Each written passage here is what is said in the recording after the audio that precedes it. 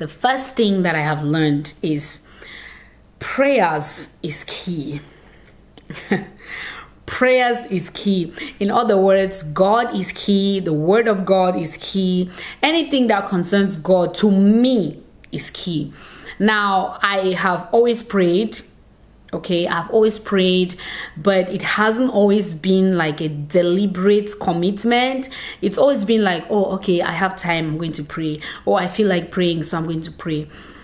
Being married, it's a responsibility, it's an obligation for me that I have to consciously tell myself that I need to study the word of God, that I need to pray, because I have seen how effective the word of God, prayers, and just the Holy Spirit is to me. Being a married woman, being a wife, it is really effective, because there are times that I'm just confused about some things, I'm just frustrated, and I don't know what to do. I just pray and I just ask God to help me, ask God to direct me, because my husband and I have decided not to take our issues to other people, not to talk about any challenges we're having with anyone aside from God. And so it makes it so much easy to just take things up to God, knowing that he's not going to judge me, he's not going to question me, he's just going to help me deal with anything that I face.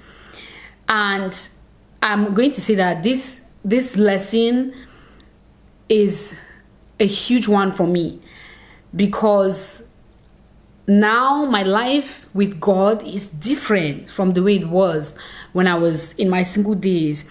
I could sleep without praying and I had nothing to worry about. But now I have my husband to pray for as well. It's not just me. I have to pray for him, because when he's okay in the eyes of God and God is helping him, directing him, he'll be able to lead me right. Because if he's doing whatever he wants and I'm not praying for him, he will lead me astray too. So I need to pray for him as well as he is praying for me. And then we pray together and it makes it work perfect. Point number 2. In fact, the second lesson that I've learned is coaching is more important than criticism. I learned this the hard way, because every time I would criticize my husband for something, I realized that it would get worse. So I decided to try the approach of coaching, and that has been the best decision ever invented in history. Because coaching, let me talk to you a little bit about what I mean. A small example is it was last week, Saturday, my husband went out and he came back home with ice cream for me. And the flavor of the ice cream was Oreo vanilla ice cream. And my preferred flavor is vanilla. I do not like anything else in my ice cream. I don't like vanilla. I don't like Oreos. I don't like anything else in my ice cream, because I just enjoy the vanilla. I took the vanilla before that Saturday, like the me before, I'll be like, why did you give me Oreo ice cream? Have you ever seen me eating Oreo ice cream before? Like, that would be me before. But what I did in that situation was I took the ice cream, thanked him for it, appreciated him, was grateful, ate the ice cream. I didn't want to eat it, but I ate as much as I could, tried to finish it, but I was already full from eating during the day. So I ate as much as I could, and then I threw away the rest that I couldn't finish. It was just a little bit. And then like 2 or 3 days later, I told him that I really appreciated the ice cream he got me, but my favorite flavor is vanilla. And he took that in so well. And I felt so accomplished. And it's just one example of many to prove that I have migrated from criticism to coaching, because I feel like people are more likely to learn when you coach them, when you tell them a better way to do something, rather than yelling at them or making them feel bad for the one that they try to do. Because what What I also notice is whenever you tell someone that you don't like something in a way that does not seem okay to them, they are more likely to do it again.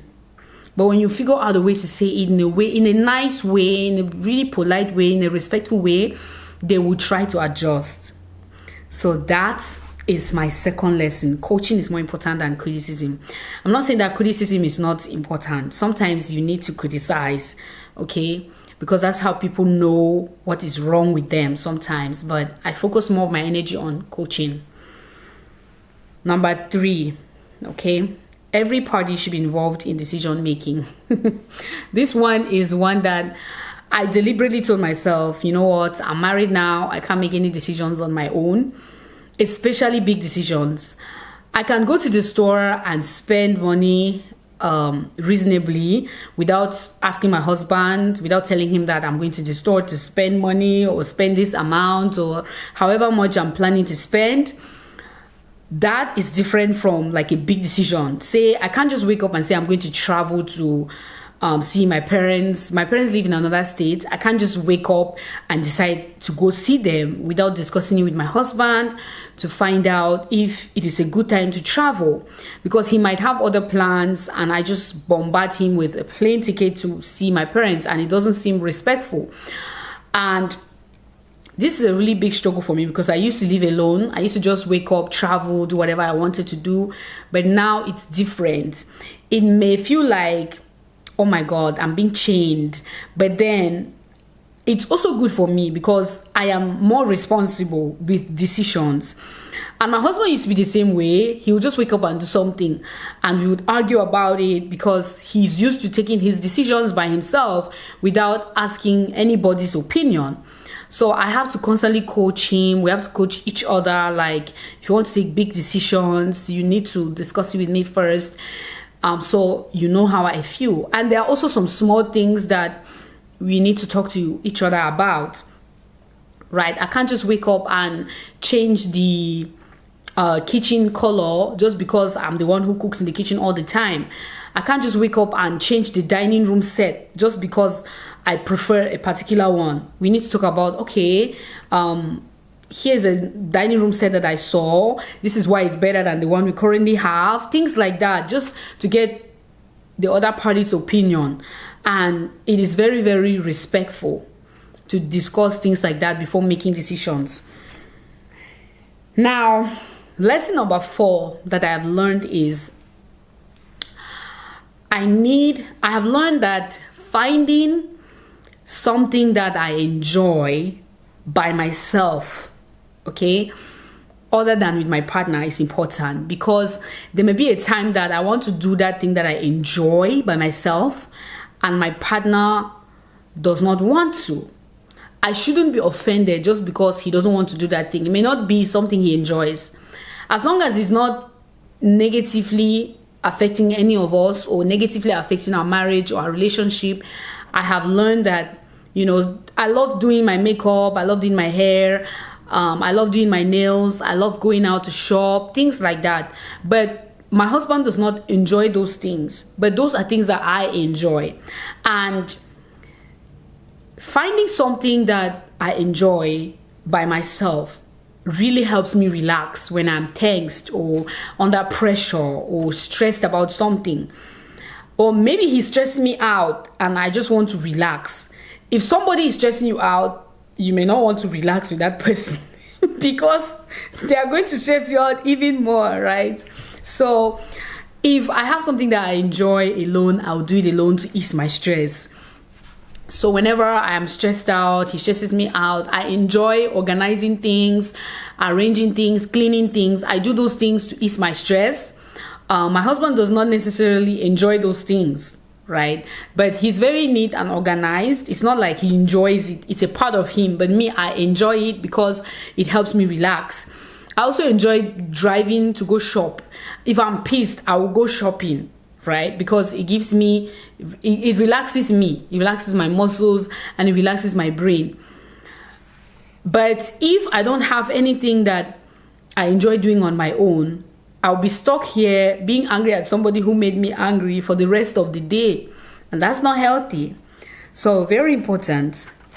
My final point, my final lesson, I don't know why I keep calling these points, but I feel like as much as I'm sharing my experiences about things I've learned, I feel like other people are also learning from it. I hope you are learning.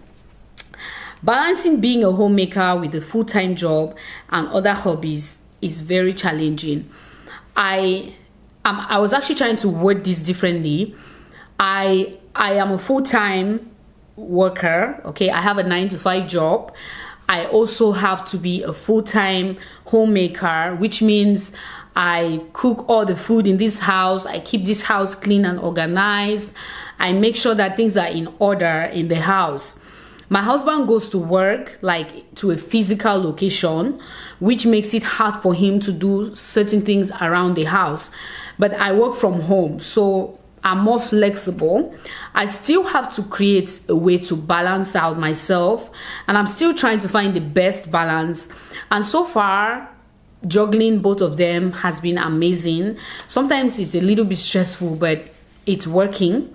Whatever I'm doing is working, because majority of the time the house is in order, my job is in order, everything is in order majority of the time. There are times that it's a little bit chaotic and I can't figure anything out. I'm just tired, I'm stressed, but I try to figure it all out. And this is also thanks to my first point, God, who has been guiding me, directing me, helping me, because to be honest, with my own strength, it's not easy.